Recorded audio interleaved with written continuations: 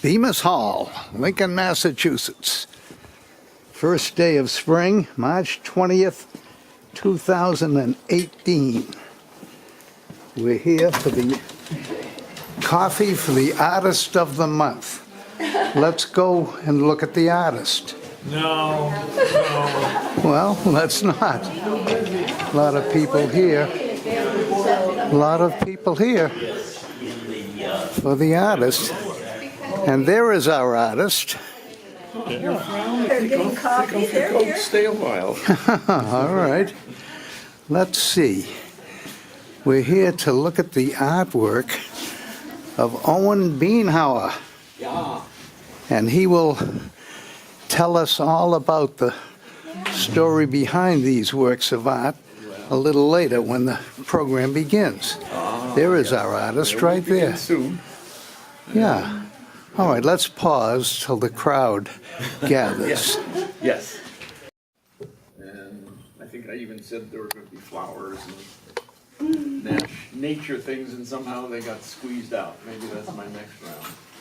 But I didn't start out to be a photographer, and I think, well, I had a little weather station when I was a teenager. I really didn't start photographing much until I'd say around 15 or so. And it grew. Cameras have become so much easier. I had a little dark room. And then, by the way, we lived in the Donaldson house, right by the library on the corner where Craig and so forth they lived. We had the whole house, and the attic was empty and cold. But I had a dark room up there. So, and somehow I did like black and whites. I think I'm not particularly sensitive to color compared to, say, to my wife, for instance. I think that's maybe me, or also architecture. Typically, you don't, first deal with color. You deal more with form and line and structures and volume and that sort of thing. So I think that's reflected in my choices, not completely. But so I did black and whites, and then I got a single lens reflex. Oh my gosh, that was amazing. And I didn't really get into color photography until slides. I have tons of slides at home. And little by little, through architecture school, obviously I traveled, and that's, I think, when my big shooting of photographs, and a lot, obviously, of cities and places of interest, as well as studies of individual buildings. And I think one of the things I've discovered putting this together is that, what did I really do, or what did I want to do? I've taken lots of snaps, and some of these seriously look like snapshots.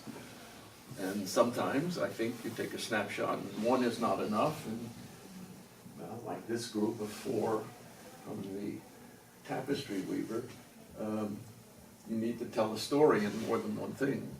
And I think you can tell a lot with still lifes. A lot of people like taking videos, which has a whole other dimension. But what really interests me, obviously, is excuse me, is composing something. And I think as a photographer, you have to learn, you have to see what to leave out. In a way, you are capturing some part of reality, and you can't include everything. But things get in the way. Whereas, say, with a painter, you can choose, you can make the composition and include, you can add. I think with a photographer, the question is more, what can you subtract? And obviously afterwards, without Photoshop, you're stuck with what there was. So a lot of the problem is finding the right composition, the right balance. And I guess that fascinates me. Stairs, they're sort of a godsend to photographers and architects, because they do have a lot of drama. Obviously building shapes, Gary and his crazy compositions, or is it a composition, or is it just a gathering of everything? And in the LA, it's called the Disney Center, the big, beautiful concert hall, and a marvelous concert hall inside, which you couldn't tell from the outside, is a total jumble.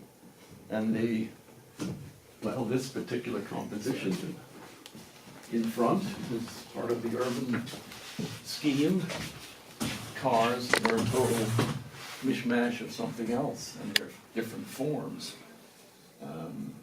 Yes, Gary has the most of my attention. There are 3 shots of Gary in here.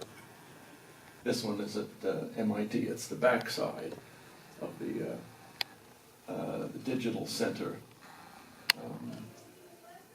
And that's marvelous. It's crazy. I'm worried as an architect about the leaks around every one of the windows and the glass skylights, but that's not my worry. LA doesn't have that problem. Well, They do. there was a reflection problem on this building back here. When the sun goes around the other side, the shiny surface made a hot spot on the building every day. So there's some things that somehow one wonders about, but they're fun. The buildings are expensive, yes. Crazy, yes. I'd love to see one in Lincoln. Anybody else? But yes, where's the other Gary one? It's the family composition. Yes, way on the left. That is literally on the roof of this building, somewhere over here. And you can climb up, and you can walk completely around the concert hall. It's built into a hill, and you can see these people here are sitting high, and the top of the hill is in that direction. And that just somehow arrived. That's one of those happy coincidences. I think of people like Cartier-Bresson, Kertész, and then, well, a whole series of other people that are interested in black and white and happenstance and composition. And I took several photographs, and that one finally got somewhere.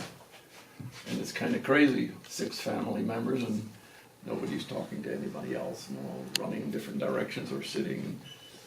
And that's a snapshot, but I think of it as art, even though that's a 3-letter word, not a 4-letter word. So I don't shoot in order to make art. I shoot in order to tell a story. And certainly my architecture photos are a lot to do with structure, a lot to do with form, shape, volume, that whole side. And part of, I think, my fascination with lights and glass are the fact that they explain, they hide, they confuse, the reflections confuse one. You're not sure how the shapes are working. And for me, that's fun. You can tell, I love it. A jumble, but it can't be a total jumble. That's the interesting midpoint.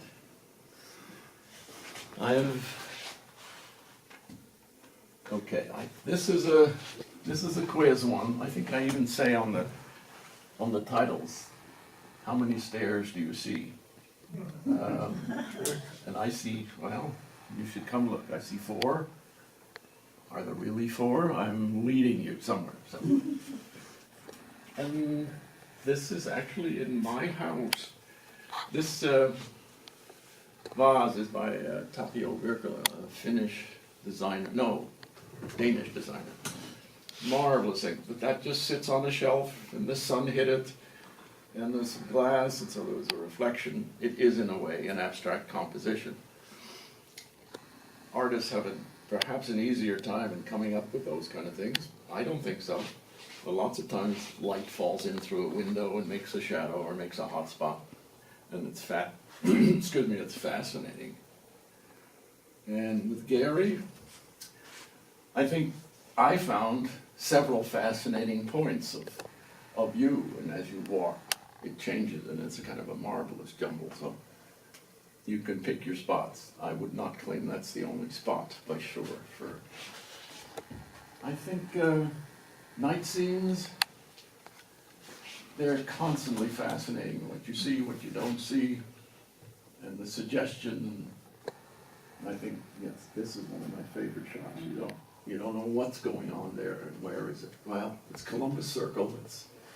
There's a glass area that pops out of, oh yes, actually, because this building here, it's out in this corner. The building comes out and then there's this glass 6 or so story protrusion with lights and advertising names, the names of the companies that are inside. And the next one over is Times Square, which is obviously always a jumble. And somewhere along my New York life, I lived in New York altogether 17 years. Went to architecture school there. That took all of 6 years.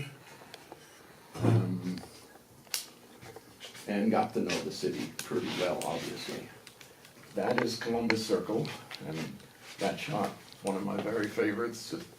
You don't quite know what's going on, what's this building, what is Which one, Owen? the one on the left, with all of the glass. Those towers, they are both living and business towers. And below, the lower strip is a huge, like 5 or 6 story shopping mall. Marvelous place to be in. And the Lincoln Jazz Center is in the middle. And glass and reflections and all of that. And you're seeing reflections of buildings across the street. So you don't know really what's part of.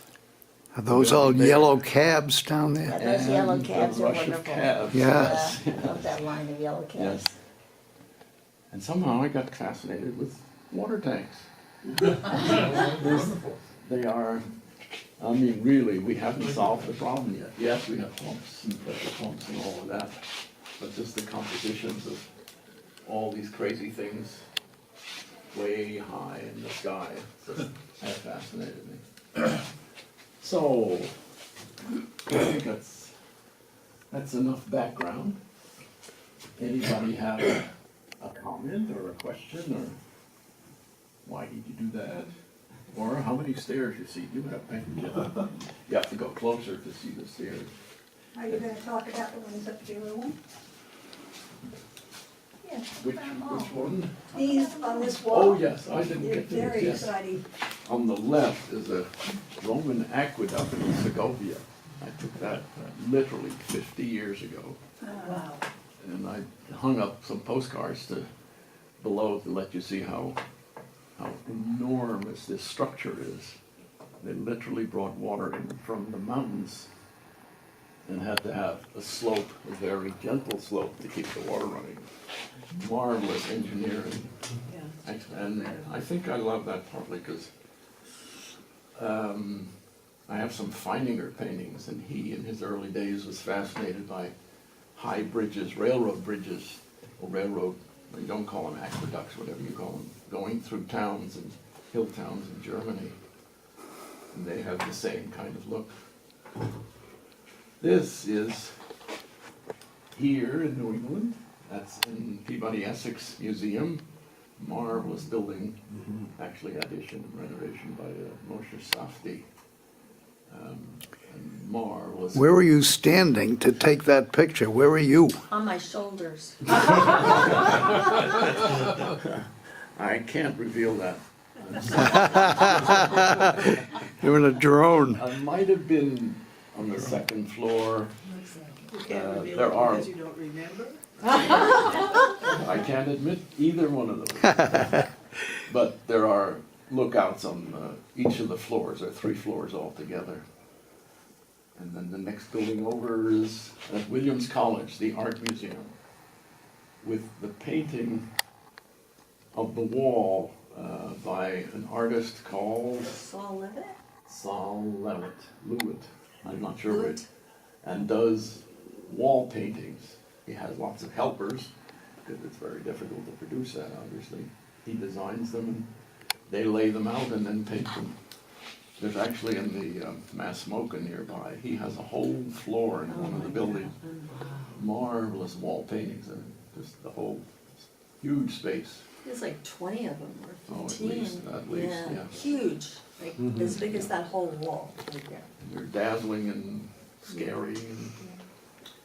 But I love the light changes in that space too, Harold, there you asked. And they have shades, which are obviously a problem if you have skylights or windows, and controlling too much of the insulation. So Owen, are all or most of these photos spontaneous, or do you ever go out to take pictures? With something thought in advance, yes, the Gary pictures, I finally said to them, I gotta get some decent pictures of this, it's so spectacular. Mostly it's where I happen to be. I carry an iPhone. Okay. Been through a single lens reflex, and then, you want different lenses, and then it gets to be so much of a hassle It is, yeah. that I think the whole photography, the ease of taking snapshots or even fine pictures is just so much better. I'm shooting all the time now. The iPhone takes fantastic pictures. It does. I can't believe you get a lens a millimeter away from the sensor. Don't enlarge them to museum size. That's hey, in books, and then certainly in a show like this, these are fine. And most of them, these certainly, I think the ones I picked they look spontaneous. Yeah, I mean, I they might have just sure walked do. by. Yeah. That's Provincetown, and I didn't plan anything there, but there were the shots. And maybe they're over 2 or 3 years. I mean, I go fairly regularly Excuse me. in the summertime. Which is Find the Provincetown down below The there? lower one, yes. Yeah. You find a limitation with the iPhone camera of not having an optical zoom? Yes. That's Of the big course, limitation that I see. And for an architect, it's painful, because Yeah. obviously, particularly the wide angle, Yeah. 28 or 24 millimeter, Yeah. you really need for wide shots. But so, one adapts, and there's enough of the world that I can take. Still do, yeah. Yes. Exactly. Do you ever use Photoshop? I tried, and in a way I resist. Yeah. And I gave it up. I very occasionally, I would say out of all of these, maybe 2 were touched up, and only to the point of making them lighter or darker. The iPhone is not very sensitive in light level. So to make just more visible, more contrast probably. No, I prefer not. And that limits you somewhat. But, and I'm lazy. So, Well, yes, but I think it's kind of scary that you don't know what you're seeing when they Photoshop it. very true, I really yes. like to know that it's real. These are all real. And then the introduction of unreality, like in the reflections, my selfies, But that's still real. that's very real, very real, yes. And I think, yeah, when I was going through, I made, well, dozens of photographs of that person at her loom, and the compass, you can see I'm not photographing her working, I'm photographing so the extras around. She obviously has a great eye with the colors and the color of the various wools that she uses. But I have picked from what she has in her studio, and notice I did not choose a picture of a tapestry, because that's just the picture, that's like a snapshot. This is a composition, it's about, maybe 2/3 of a tapestry, and that's how I angled it. Emphasize, obviously, the pattern. That makes it a photograph rather than just a snapshot. And obviously, there, shadows, patterns, and I love patterns in nature, but I did pick quite a few swirls and, what are those called? Chipmunks. Oh, they gotta sit still for me to think. But, yeah, it is fun. It is endless. I mean, I can go out any day, almost anywhere. And then comes the problem of choosing. I have only 26,000 on my iPhone. Isn't that the truth? And that's probably less than half of my life. All the black and whites I've lost. Unfortunately, a photographer lost a lot of my negatives. I had a whole period where I took only slides because I had to make a lot of presentations, architecture school, and those are obviously not visible except in the dark and with a slide projector. But that way the iPhone is just marvelous. Do you struggle with getting the colors to come true? I find that that's a problem. Yes, in more ways than one. I think the colors are better in film than in the iPhone. And the problem for me with the iPhone is also what you see on the phone or on your computer or your monitor. The colors don't match what you find you're getting out on the print. And there's almost no way to know beforehand. So you have to go through a whole series of tests. And then you adjust a little bit, or that's cheating. But it's okay if you just do a minor amount. But it is a problem, color. It's really frustrating. Black and white. I started going back to black and white, and in a way, it doesn't work. I think so much of what we see nowadays is in color and is loud with color, and my sense is that people prefer color. This happens to be pretty much black and white, and that's partly because there's no color in that particular Apple store.